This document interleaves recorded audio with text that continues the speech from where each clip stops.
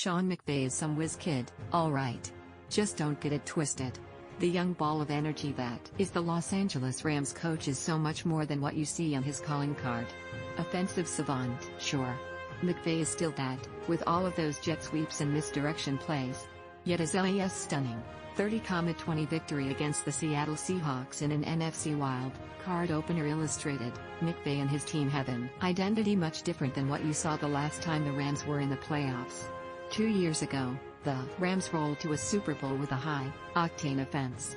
It was all about keeping up with the points they could pile now. Now the Rams, 11-6, have advanced to the NFC divisional round as gritty survivors, with the 34-year-old McVay demonstrating a serious knack for pushing the right buttons. More, Buffalo Bills win first NFL playoff game in 25 years, hold off Indianapolis Colts in wild card round. More, opinion. Indianapolis Colts gave away playoff game against Buffalo Bills. It's no secret the Rams, who missed last year's playoffs, have ridden the back of the NFL's top-ranked defense to get here. The transformation of the strength of LAS team has been evident all season, and the Seahawks saw that in the worst way inside an empty Lumen Field.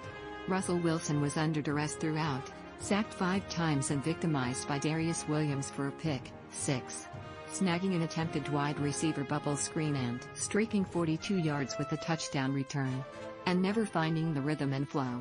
Yet just as dominant as the defense was the sense that these Rams went to Seattle with a plucky purpose wrapped with an ability to adapt. That starts with McVay.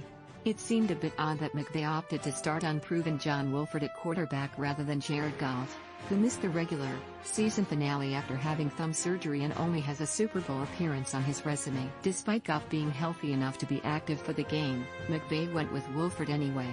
Wolford, with more mobility than Goff and his own form of grit, got the Rams through their Week 17 victory against the Cardinals. So McVay was obviously playing a hunch.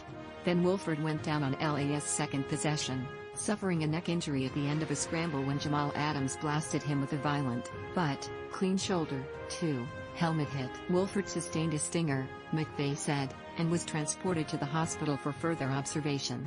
He checked out well enough to return to the stadium and greet his teammates in the locker room after the game. Yet it was on Goff to play the bulk of the game, aided by rookie running back Cam Akers' big day. The second-round pick set a franchise rookie playoff record with 176 yards from scrimmage that included 28 carries for 131 yards with a TD. Goff had a smooth transition back to the lineup and showed little effect of the injury suffered on the same field in Week 16.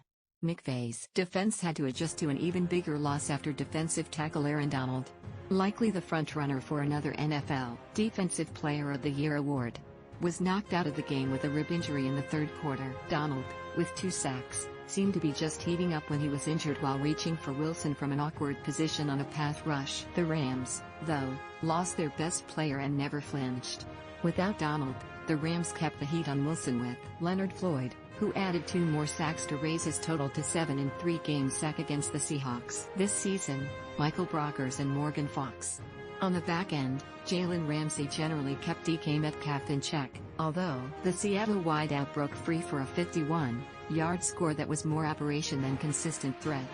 The predominant pattern was that the Rams' defense limited Seattle to a 2-4-14 conversion tally on third downs, while Wilson threw for just 174 yards, his second lowest total of the season. Wilson, who completed just 11 of 27 passes, also had his second lowest passer rating of the season with a 72.1 mark. Of course, Wilson's lowest rating of the season, 57.0, came against these Rams in a mid-November setback at Los Angeles. Chalk another one-up for the Rams in this NFC West rivalry. The Seahawks won against LA in Week 16 and managed to win their first division crown since 2016. But the Rams proved that still have Seattle's number, especially when it matters most, in winning for the 6th time in the past 8 matchups. Still, there's much more to prove. As impressive as the defense has been, there has been no banking on McVay's offense from week to week, and the next matchup will be undoubtedly tougher. Barring a Chicago upset at New Orleans on Sunday, the Rams are headed to Green Bay for the divisional playoffs. McVay's team will need defense, offense and a few breaks, too, to knock off the top-seeded Packers. Just the type of challenge that McVay is clearly living for while back in the playoffs.